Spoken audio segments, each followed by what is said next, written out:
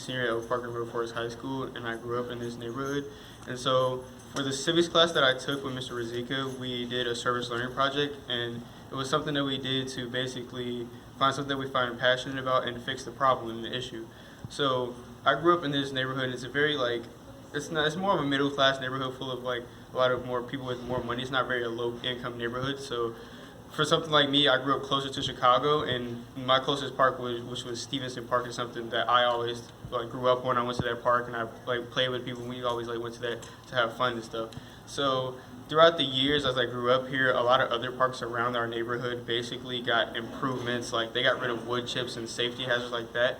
And I always watched my park not get affected. Nothing was happening to my park, so I felt really bothered by that, and I wanted to do something about it. And so this class gave me the opportunity to actually find out what I wanted to do. So I had a plan basically to figure out what I was going to do.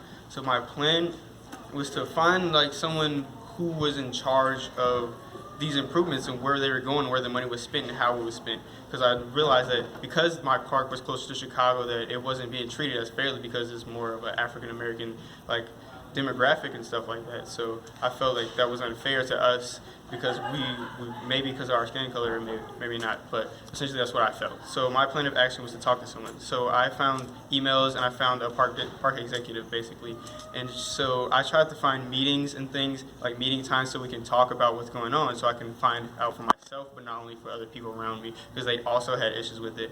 So for my first step, I asked people around me what they wanted to see, and they wanted to see a different basketball court, because our basketball court isn't a full court, it's kind of a three-way court. It's kind of weird. It's kind of weird design. Everything else had a full court, like Longfellow, which is a park, it's like a mile or two away. So it's definitely way more improved than what we had. We still had wood chips and old equipment, and it wasn't good. So I emailed her, and we found a meeting time, and I went after school, and we talked about it, and she told me about a plan that we could do.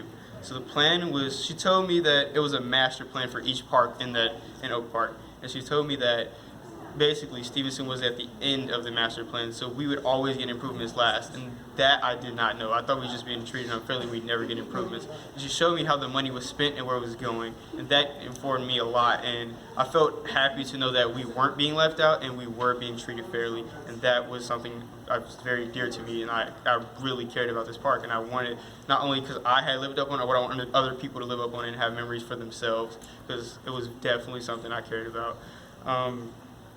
What did I learn? It was just to basically, if you care about something, go after it, because not only is it going to affect you, but it's going to affect other people down the line, and that's why basically I took this action.